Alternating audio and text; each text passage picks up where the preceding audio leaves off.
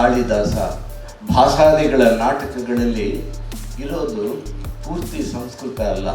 ಸಂಸ್ಕೃತ ಕೇವಲ 40%, ಇನ್ನು ಉಳಿದ 60% ಇರ್ತಕ್ಕಂಥದ್ದು ಪ್ರಾಕೃತ ಭಾಷೆಗಳು. ಈಗೇನು ಮಾಡಿದ್ದಾರೆ, ಸಂಪೂರ್ಣವಾಗಿ ಪ್ರಾಕೃತವನ್ನು ಇಲ್ಲವದಾಗಿ ಮಾಡಿ ಇಡೀ ಪುಸ್ತಕ ಸಂಸ್ಕೃತಮಯವಾಗಿದೆ.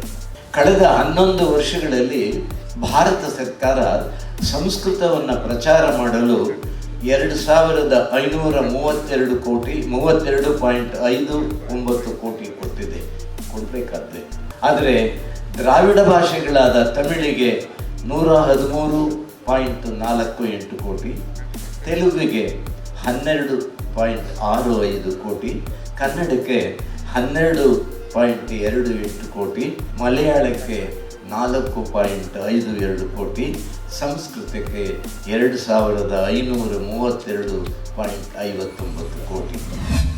ಕೇಂದ್ರ ಸರ್ಕಾರಕ್ಕೆ ದಕ್ಷಿಣದ ಮೇಲೆ ಯಾವಾಗಲೂ ಕೆಂಪು ಕೆಂಗಣ್ಣು. ಯಾಕೆಂದರೆ ಇಲ್ಲಿ 4 ಪ್ರಮುಖವಾದ ದ್ರಾವಿಡ ಭಾಷೆಗಳಿವೆ. ಈ ದ್ರಾವಿಡ ಭಾಷೆಗಳು ಹಿಂದಿ ಭಾಷೆಗಿಂತ ಪ್ರಾಚೀನವಾದಂತಹ ಭಾಷೆಗಳು. ಈ ಭಾಷೆಗಳ ಬೇರುಗಳು ಆಳದಲ್ಲಿವೆ. ಅದರಿಂದ ಬಲಿಷ್ಠವಾಗಿರ್ತಕ್ಕಂಥ ಈ ದ್ರಾವಿಡ ಭಾಷೆಗಳನ್ನು, ಅವು ಬಹುಸಂಖ್ಯಾತ ಭಾಷೆಗಳು ಆಗಿರೋದ್ರಿಂದ ಅದನ್ನು ತಕ್ಷಣ ಎದುರು ಹಾಕ್ಕೊಳ್ಳೋದು ಕಷ್ಟ ಆಗಿದೆ. ಆದ್ದರಿಂದ ಏನು ಮಾಡ್ಬೋದು, ಇವರನ್ನು ನೇರವಾಗಿ ಎದುರು ಹಾಕ್ಕೊಳ್ಳೋ ಬದಲು ಹಿತ್ತಲ ಬಾಗಿಲಿಂದ, ಮಾರುವೇಷದಿಂದ ನುಗ್ಗೋ ಒಂದು ಉಪಾಯವನ್ನು ಮಾಡಿದರು. ಈ ಭಾಷೆಗಳಲ್ಲಿ ಒಡಕು ಮೂಡಿಸಲು ಕ್ಲಾಸಿಕಲ್ ಲ್ಯಾಂಗ್ವೇಜ್ ಅದನ್ನು ಕಲ್ಪಿಸಿ ತಮಿಳಿಗೆ ಮೊದಲು ಮಾನ್ಯತೆ ಕೊಟ್ಟು ಉಳಿದವರು ಹೋರಾಡುವಂತೆ ಮಾಡಿದರು. ಎಲ್ಲ ಭಾಷೆಗಳು ಮಹತ್ವದವೇ, ಎಲ್ಲ ಭಾಷೆಗಳು ಕ್ಲಾಸಿಕಲ್ಲೇ, ಆ ಮಾತು ಹಾಗಿರಲಿ. ಈಗ ಆಗ್ತಾ ಇರೋದು ಒಳಗೊಳಗೆ ಜನಭಾಷೆಗಳನ್ನು ಕೊಲ್ಲುವ ಒಂದು ಹುನ್ನಾರ.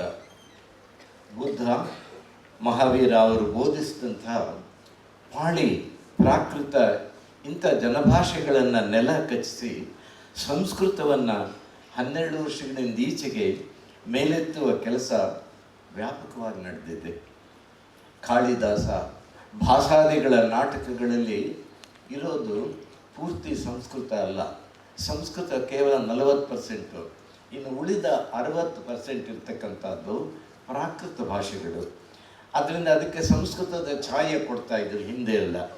ಈಗ ಯಾಕೆಂದರೆ ಅಲ್ಲಿ ರಾಜನನ್ನು ಬಿಟ್ಟರೆ ರಾಣಿಯೂ ಸೇರಿ ಇನ್ಯಾರೂ ಸಂಸ್ಕೃತದಲ್ಲಿ ಮಾತನಾಡೋಗಿಲ್ಲ, ಎಲ್ಲ ಪ್ರಾಕೃತದಲ್ಲಿ ಮಾತಾಡಬೇಕಾಗಿತ್ತು. ಈಗೇನು ಮಾಡಿದ್ದಾರೆ, ಸಂಪೂರ್ಣವಾಗಿ ಪ್ರಾಕೃತವನ್ನು ಇಲ್ಲವದಾಗಿ ಮಾಡಿ ಇಡೀ ಪುಸ್ತಕ ಸಂಸ್ಕೃತಮಯವಾಗಿದೆ. ಮತ್ತೆ ಮತ್ತೆ ಸವಿಯಬೇಕೆನಿಸುವ ಮೃದುವಾದ ನಂದಿನಿ ಪನ್ನೀರ್.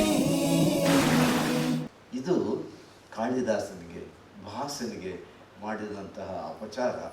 ಮತ್ತು ಅವರು ಯಾವ ಟೆಕ್ಸ್ಟ್ ಇಟ್ಕೊಂಡಿದ್ರು ಆ ಟೆಕ್ಸ್ಟನ್ನೇ ಬದಲಾಯಿಸ್ತಕ್ಕಂತಹ ದಿಕ್ಕಿನಲ್ಲಿ ಹೊರಟಿರ್ತಕ್ಕಂಥದ್ದು. ಸಂಸ್ಕೃತವನ್ನು ಸ್ಥಾಪಿಸಬೇಕು, ಅದಕ್ಕಾಗಿ ಅಡ್ಡಿ ಇರ್ತಕ್ಕಂಥ ಯಾವುದೇ ಭಾಷೆಯನ್ನು ಕೂಡ ಕೊಚ್ಚಬೇಕು ಅನ್ನುವ ಒಂದು ಧೋರಣೆ ಇದರಲ್ಲಿ ಕಾಣ್ತಾ ಇದೆ. ಯಾಕೆಂದರೆ ಯಾರೂ ಪ್ರಶ್ನಿಸ್ತಾ ಇಲ್ಲ. ಪ್ರಶ್ನಿಸೋರೇ ಇಲ್ಲದೆ ಇರುವಾಗ ಮಾಡುವ ಏನು ಬೇಕಾದ್ರೂ ಮಾಡ್ಬೋದು ಅನ್ನೋ ಭಾವನೆಗೆ ಶಕ್ತಿ ಬರುತ್ತೆ, ಒಂದು ವೇಗ ಬರುತ್ತದೆ, ಅನ್ಯಾಯದ ವೇಗ ಹೆಚ್ಚುತ್ತೆ. ಈಗಾಗಲೇ ಲಿಪಿ ಇಲ್ಲದೆ ಇರತಕ್ಕಂಥ 25 ದ್ರಾವಿಡ ಭಾಷೆಗಳನ್ನು ನೆಲ ಕಚ್ಚಿಸಲಾಗಿದೆ. ಅವಕ್ಕೇನು ಅಸ್ತಿತ್ವವೇ ಇನ್ನು ಕೆಲವೇ ವರ್ಷಗಳಲ್ಲಿ ಅದು ಹೋಗ್ತದೆ. ಸಾವಿನ ಕಡೆಗೆ ಧಾವಿಸ್ತಾ ಇರ್ತಕ್ಕಂತಹ ಭಾಷೆಗಳಿಗೆ ಇನ್ನಷ್ಟು ವೇಗ ಹೆಚ್ಚಿಸುವ ಹಾಗೆ ಸಂಸ್ಕೃತಕ್ಕೆ ಎಷ್ಟು ಹಿಂದಿಗೆ ಹೆಚ್ಚು ಅನುಕೂಲಗಳನ್ನು, ಅವಕಾಶಗಳನ್ನು ಕಲ್ಪಿಸಿದಂಥ ಸಂದರ್ಭದಲ್ಲಿ ಈ ಭಾಷೆಗಳ ಕುತ್ತಿಗೆಯನ್ನು ಇಚಿಗದಾಗುತ್ತೆ, ಉಸಿರು ಕಟ್ಟಿಸಿದಾಗುತ್ತೆ. ನ್ಯಾಯ, ಔಚಿತ್ಯ, ನಿಯಮಗಳನ್ನು ಗಾಳಿಗೆ ತೂರಿದ್ದಾರೆ. ಕೋಟಿ ಕೋಟಿ ಜನರ ಭಾಷೆಗಳನ್ನು ತುಳಿದು ಕೇಂದ್ರ ಸರ್ಕಾರ ಸಂಸ್ಕೃತವನ್ನು ರಾಜಾರೋಷಾಗಿ ಮುನ್ನುಗ್ಗಿಸುತ್ತಿದೆ. ಅದೆಷ್ಟು ಧಾರಾಳವಾಗಿ ಕೇಂದ್ರ ಸರ್ಕಾರ ಸಂಸ್ಕೃತನ ಪೋಷಿಸ್ತಾ ಇದೆ ಅಂತ ಅನ್ನೋದನ್ನು ಅಂಕಿ ಅಂಶಗಳನ್ನು ಕೊಟ್ಟು ತಮ್ಮ ಗಮನಕ್ಕೆ ತರ್ತಾ ಇದ್ದೇನೆ. ಈ ಭಾಷೆಯನ್ನು ಅಟ್ ದಿ ಕಾಸ್ಟ್ ಆಫ್ ಅದರ ಭಾಷೆಗಳನ್ನು ಇತರ ಭಾಷೆಗಳನ್ನು ಬೆಳೆಸ್ತಾ ಇದ್ದಾರಲ್ಲ, ಇದು ದೇಶದ ಬೊಕ್ಕಸದ ಒಂದು ಭಾಗ ಸಂಸ್ಕೃತ ಪ್ರಚಾರಕ್ಕೆ ವೆಚ್ಚವಾಗುತ್ತಿದೆ. ಆಸೇತು ಹಿಮಾಚಲ ಸಾವಿರಾರು ಸಂಘ ಸಂಸ್ಥೆ, ಪಾಠಶಾಲೆ, ಕಾಲೇಜು, ಮಠಗಳು ಸಂಸ್ಕೃತಕ್ಕೆ ಪಟ್ಟ ಕಟ್ಟಿವೆ. ಇವು ಸಾಲದು ಎಂಬಂತೆ ದೇಶದಲ್ಲಿ 14 ಸಂಸ್ಕೃತ ವಿಶ್ವವಿದ್ಯಾಲಯಗಳಿವೆ. ಇರಲಿ, ಅದಕ್ಕೆ ನಮಗೆ ಅವು ಸಂಸ್ಕೃತ ನಕ್ಷತ್ರ ಅಲ್ಲ, ಅದನ್ನು ಮುಂದೆ ನಾನು ಹೇಳ್ತೇನೆ. ಆದರೆ ಸಂಸ್ಕೃತದಷ್ಟೇ ಪ್ರಾಚೀನವು, ಸಂಸ್ಕೃತದಷ್ಟೇ ಸಮೃದ್ಧವು, ಸಂಸ್ಕೃತದಷ್ಟೇ ಮಹತ್ವವಾದಂತಹ ಇತರ ಪಾಳಿ ಪ್ರಾಕೃತ ಭಾಷೆಗಳಿಗೆ ಒಂದು ವಿಶ್ವವಿದ್ಯಾನಿಲಯ ಆಸೇತು ಹಿಮಾಚಲ ಹುಡುಕಿದರೆ ಇಲ್ಲ. ಇಲ್ಲಿಗೆ ಮುಗಿಲಿಲ್ಲ ಈ ಶೋಷಣೆ, ಈ ಪಕ್ಷಪಾತ. ಹಿಂದಿ ಭಾಷೆಯ ಜೊತೆಗೆ ಅದಕ್ಕಿಂತ ಹೆಚ್ಚಾಗಿ, ಅದಕ್ಕಿಂತ ವೇಗವಾಗಿ ಸಂಸ್ಕೃತದ ದಬ್ಬಾಳಿಕೆಗೆ ಶಕ್ತಿ ತುಂಬುತ್ತಾ ಇರ್ತಕ್ಕಂಥ ಅಂಕಿಅಂಶನ ಆಲಿಸಿ ಕ್ಲಾಸಿಕಲ್ ಲ್ಯಾಂಗ್ವೇಜ್ ಈ ಕ್ಷೇತ್ರದಲ್ಲಿ ಕೊಡುಗೆ ನೀಡಿದಂತಹ ವಿದ್ವಾಂಸರಿಗೆ ಕೇಂದ್ರ ಸರ್ಕಾರವು ಪ್ರತಿ ವರ್ಷ ರಾಷ್ಟ್ರಪತಿಗಳ ಸರ್ಟಿಫಿಕೇಟ್ ಮತ್ತು 5 ಲಕ್ಷ ರೂಪಾಯಿ ನಗದು ಇದನ್ನು ಕೊಡ್ತಾರೆ. ಈ ಪ್ರಶಸ್ತಿಗಳು ಸಂಸ್ಕೃತಕ್ಕೆ 30 ಪ್ರಶಸ್ತಿಗಳಿವೆ. ಆದರೆ ಕೋಟಿ ಕೋಟಿ ಜನರು ಮಾತನಾಡ್ತಕ್ಕಂತಹ ತೆಲುಗು, ಕನ್ನಡ, ತಮಿಳು, ಮಲಯಾಳಂ ಈ ಭಾಷೆಗಳಿಗೆ 2 ಅಥವಾ 1 ಪ್ರಶಸ್ತಿ ಮಾತ್ರ. ಈ ಭಾಷೆಗಳಿಗೆ ಇದ್ದಿರುವ ಸಹಾಯಧನದ ಮಾಹಿತಿ ಕೇಳಿ, ಅದು ಅನ್ಯಾಯದ ಪರಮಾವಧಿ. ಕಳೆದ 11 ವರ್ಷಗಳಲ್ಲಿ ಭಾರತ ಸರ್ಕಾರ ಸಂಸ್ಕೃತವನ್ನು ಪ್ರಚಾರ ಮಾಡಲು 2532 ಕೋಟಿ 32.59 ಕೋಟಿ ಕೊಟ್ಟಿದೆ, ಕೊಡಬೇಕಾದ್ರೆ.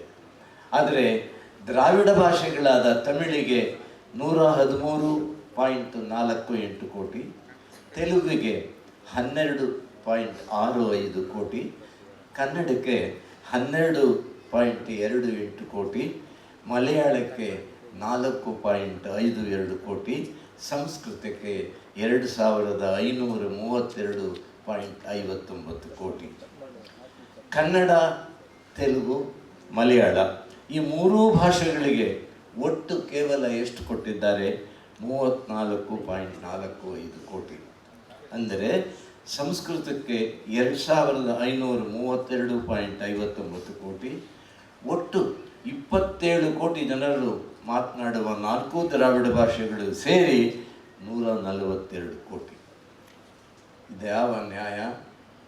ಏನ ನ್ಯಾಯ? ಕೇಂದ್ರದ ಕುಹಕವ ನೋಡಲ್ಲಿ ಅಂತ ನಾವು ಕುವೆಂಪು ಮಾತನ್ನು ಬಳಸ್ಕೊಂಡು ಹೇಳ್ಬೋದು. ಹಿಂದಿಯ ಭಾರತದಿಂದ ಈಗಾಗಲೇ ಆ ಚಪ್ಪಡಿಯನ್ನು ನಮ್ಮ ಕೈಲಿ ಹೊರಕ್ಕಾಗಲ್ಲ ಅಂತ ತತ್ತರಿಸ್ತು ಇರುವ ಸಂದರ್ಭದಲ್ಲಿ ಎದ್ದು ನಿಲ್ಲಕ್ಕಾಗದೇ ಇರೋ ಹಾಗೆ ಬಗ್ಗು ಬಡಿಯಲು ಹೂಡಿರುವ ಹುನ್ನಾರವಿದು.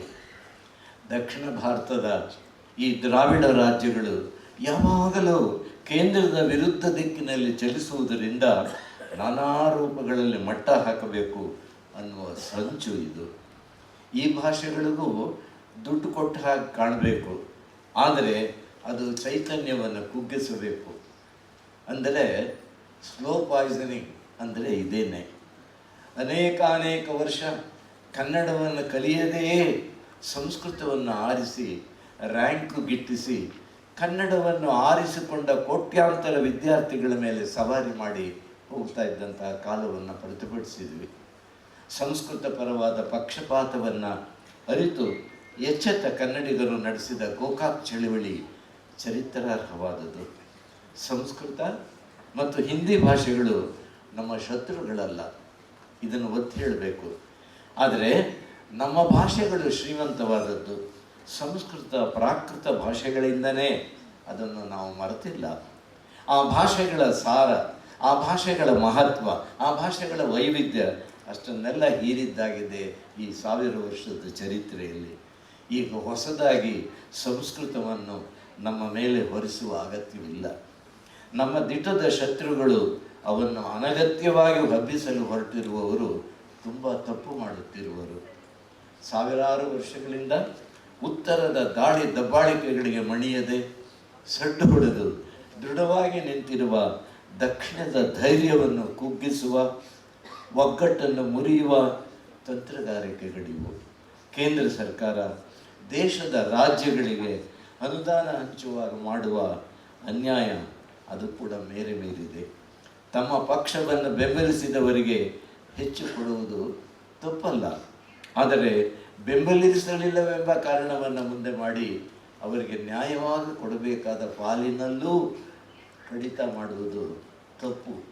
ಇದು ಸೇಡು ತೀರಿಸಿಕೊಳ್ಳಲು, ಪ್ರತೀಕಾರ ತೋರಿಸಲು ಎಂಥ ಅನ್ಯಾಯಕ್ಕೂ ನಾವು ಹೇಸುವುದಿಲ್ಲ ಎಂದು ಹೇಳಿದಂತೆ ಈ ಪಕ್ಷಪಾತ ಧೋರಣೆಯನ್ನು ಜನರು, ಲೇಖಕ, ಕಲಾವಿದರು, ಕನ್ನಡ ಹೋರಾಟಗಾರರು ಪ್ರಬಲವಾಗಿ ವಿರೋಧಿಸಬೇಕು. ನಮ್ಮ ನೆರೆಯ ರಾಷ್ಟ್ರಗಳಾದ ನೇಪಾಳ, ಬಾಂಗ್ಲಾಗಳಲ್ಲಿ ಸಂಭವಿಸಿರುವ ಕ್ಷಿಪ್ರ ಕ್ರಾಂತಿಯ ಕಹಳೆಯ ಸದ್ದು ನನಗೆ ಕೇಳಿಸುತ್ತಿದೆ. ಅದರ ಘಾಟು ನನ್ನ ಮೂಗಿಗೆ ತಾಗ್ತಾ ಇದೆ. ಸಾರ್ವಜನಿಕರು, ಮತದಾರರು, ಲೇಖಕರು ಒಂದು ಭಾಷೆ, ಒಂದು ಚುನಾವಣೆ, ಒಂದು ದೇಶ ಎಂಬ ಪರಿಕಲ್ಪನೆಯ ಅಪಾಯವನ್ನು ಅರಿತು ಪ್ರಶ್ನಿಸಲೇಬೇಕಾದ ಕಾಲಘಟ್ಟದಲ್ಲಿ ನಾವಿದ್ದೇವೆ.